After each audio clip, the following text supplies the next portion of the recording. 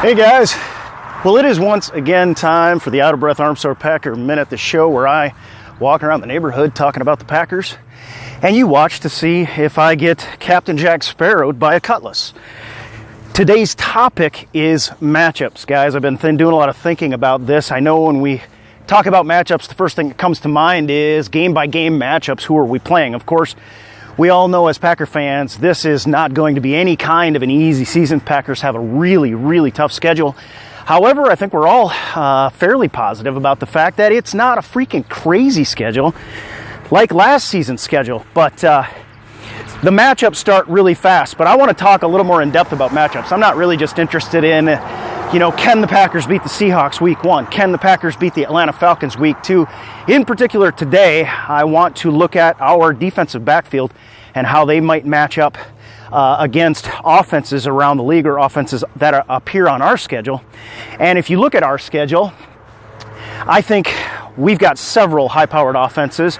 The three that come to mind that I decided to choose from are, of course, the Atlanta Falcons week 2, the Dallas Cowboys, week 5? I think it's the week 5 matchup after the Chicago Bears. And then, of course, we've got that Sunday night game against the Pittsburgh Steelers. These are three of the highest powered offenses around and expected to be good this year as well. However, I'm going to take, for example, those Atlanta Falcons that just totally buggered us last year in the NFC Championship game, because I really see them as the biggest threat. Yes, we lost to Dallas week 6 last year. At the time, our run defense was the best in the league. And frankly, Ezekiel Elliott ran all over us. But part of that was the fact that our offense had yet to click. And so while the Dallas Cowboys might be a good touchstone, I do think our run defense not only is going to be fine, but is going to bounce right back to top 5 in the league with the addition of Ricky Jean-Francois. And of course, Mike Daniels getting back. Kenny Clark as a second-year player now, along with Dean Lowry, and a couple additions like Josh Jones, who I think will be doing a lot, frankly, for us in run support by the time all is said and done. So I do want to take the Falcons. Of course, the Steelers would be another one with a great balance of the run and the pass. A big, strong quarterback who is not afraid to run the ball, but is very difficult to bring to the ground, unlike a Matt Ryan. However, I would say Matt Ryan is, he's the league MVP, and the Atlanta Falcons are a matchup nightmare for anybody. Not only because they have a good run-pass balance, but they have 2 running backs that can catch out of the backfield like nobody's business. So it becomes incredibly interesting and exciting in that regard, but it's a big problem. And I do think that the offense of the Atlanta Falcons may be the biggest problem we run into, aside from maybe those Steelers, this entire season. The Dallas Cowboys line has taken a couple of hits. Zeke Elliott's not going to sneak up on anybody. Having been named 7th in the NFL's top 100 this year. And I do think Dak Prescott, did a fantastic job, but quarterbacks tend to get figured out at some point. So let's take a look at the Atlanta Falcons. Let's just talk this through a little bit because, as I mentioned, I think our run defense is going to be stout with Francois and Daniels, and I think Kenny Clark will anchor the 3-4 when we are in the 3-4. And so I think we're going to be fine against the run, but that is not an answer to an Atlanta Falcons offense that can throw to Coleman and Freeman out of the backfield. So this becomes a problem, and like I said, I think this may be the biggest problem the Packers have to deal with in terms of matching up on defense. So if we can stop the run, I do think the Atlanta Falcons bring 2 running backs that can do it all. Add to that, you're not even talking about Julio Jones, one of the top receivers in the league. He's big, he's strong, he's got plenty of speed. He's going to be healthy this time around. Mohamed Sanu, who chewed us a new one week 8 last year. Remember, Jones, Ladarius Gunter did a decent job on Jones, who had an ankle injury at the time, or a foot injury. I'm not sure exactly what it was, but Jones was less effective, and Gunter was fairly effective in that first meeting. However, we saw the difference between a healthy Julio Jones and dinged up Julio Jones, and it was vaguely reminiscent of the difference between a healthy Davante Adams and a dinged-up Davante Adams that we saw a couple years ago. So Julio Jones, a big-time elite receiver in this league. Don't look for any drop-off from him. Mohamed Sanu, who hurt us last time. And you got Taylor Gabriel, who made some fantastic catches and had, I think, if I'm remembering right, the final touchdown in the Week 8 meeting against the Packers. That was the go-ahead score. That was the score that ended the game at 33-32. Packers losing by one single solitary point in that game. Now, again, that's a difficult matchup situation. We haven't even talked about the tight ends. Tammy and, I mean, they've got, the Atlanta Falcons had 5 tight ends catch at least one pass for them last season. 5 tight ends, guys. That's Matt Ryan's security blanket. He is so hard to get to the ground because it's so hard to get a hand on him because he gets the ball out fast, much like a Tom Brady. And that creates its own sort of matchup nightmare because one of the things that we've seen out of this defense time and time again, year in and year out, is that we have difficulty covering tight ends. So what is the difference this year? Well, obviously we've added some names, and that's going to be part of the difference. But, you know, think about it. Last year, we had Ladarius Gunter lining up against a number 1. Ladarius Gunter, undrafted free agent, lining up against Julio Jones, Dak Prescott, you know the list, Diggs, everybody. And we've got Ladarius Gunter handling him. This year, and even in that year, we couldn't put Demarius Randall out there on the number 1 because he was too dinged up. He's our first-round draft pick. But Ladarius Gunter was available and was healthy. We couldn't put Rollins out there because he was dinged up. Now look at that. We had basically what amounts to about a number 3 cornerback. And all the credit in the world to Ladarius Gunter for being available and for being a scrapper, you know. But he's a number 3. Like, he's maybe a slot guy.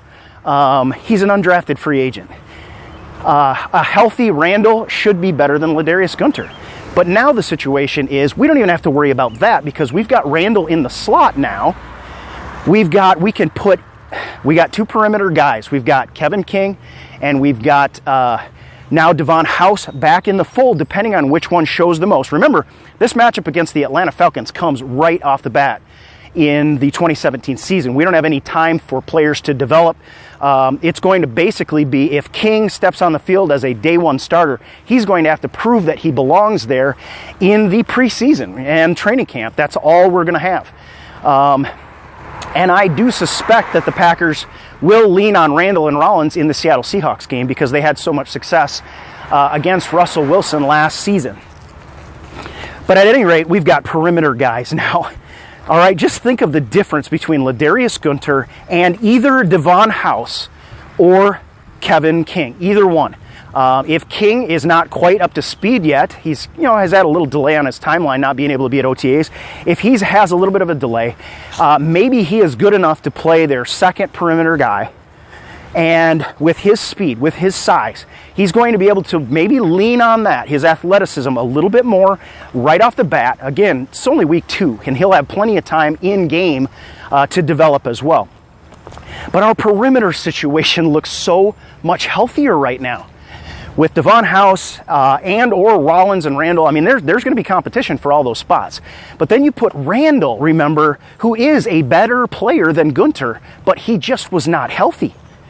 Randall is lined up now in the slot, and we can go 2 down linemen. I don't think we like to go 2 down linemen, and I think last year we had to do it because we were kind of just trying to protect everybody. But the fact of the matter is, last year we didn't even have enough people to run a dime defense, for crying out loud. Now we can put 2 down linemen in Kenny Clark and Mike Daniels, who are 2 down linemen that can collapse the pocket. 2 down linemen. That's serious business right there. That will free up the linebacker situation, which I think ends up being quite possibly Kyler Fackrell on the right end or Jaron Elliott, whoever shows best in training camp. Clay Matthews on the inside with one Josh Jones, and Nick Perry on the opposite side. If that's not the case, I would expect Matthews on the outside, Perry on the outside, and then a combination of Joe Thomas and Josh Jones on the inside. Remember, Jones has been doing a lot of work with the linebackers, and he is basically that perfect, prototypical now is almost the right word to use, hybrid inside linebacker, very fast, big enough, but a hard hitter. And also able on passing downs to cover. Tight ends out of the backfield, no sweat. Running backs out of the backfield, no sweat. Just think of the difference. Now, we're not even talking about our incredible safety tandem. We got HaHa Clinton-Dix back there, who was just awarded the 5th year of his rookie contract, and Morgan Burnett, who is playing for a contract this year. So drop Josh down in and back him up with Burnett, and I'm hoping I'm counting right actually here, because we should be able to have all 4 and then the 2 safeties, because we got 6. The 2 down lineman gives us a little bit of flexibility there. We can bring that extra member of the defensive backfield onto the field. Our 4 linebackers, 2 down linemen make 6, and we can still get 5 DBs out there. I think the matchup situation has changed. I guess that's the point I'm trying to make by breaking all this down. So I just wanted to come to you guys, talk to you about it. I'm interested in your comments as well. Maybe you see other names that you think are going to be in there. What do you think about? What is Kyler Fackrell going to be able to do? Is he going to get in on the outside on passing downs? Are you down for moving Clay Matthews to the middle on passing downs as well? Where do you see Josh Jones? Maybe they do want him back. You can also go a 3 safety look out of that and keep Josh Jones back. He's got so much speed and so much range that he can hit and separate guys from the ball as well. So there's another advantage. Guys, I just think the matchup against the Atlanta Falcons has changed dramatically from what we saw last year. And if we can get some coverage sacks going and get Matt Ryan shaken up, then we're either going to get a bunch of interceptions on errant throws, or Nick Perry and Clay Matthews are going to have a field day on Matt Ryan. I really think it's going to be a different situation. Well, that's going to do it for me for now. I guess I didn't get wiped out just yet. It's lunchtime, so it's busy. But that's the matchup situation as I see it. Let me know what you think in the comments below, and if you will, go ahead and hit that subscribe button if you enjoy the show. I will be bringing these to you once a day, so if the notification for your subscription, if you want to jump in and catch on, then go ahead and hit the subscribe button. I tried doing it via live, and yesterday the data out here is a little bit iffy, so yesterday it shut me off. I apologize for that. I did re-record the show and set that up for you so you would have it though. So, all right folks, that's going to do it for me today. I will talk to you again tomorrow. Go Pack.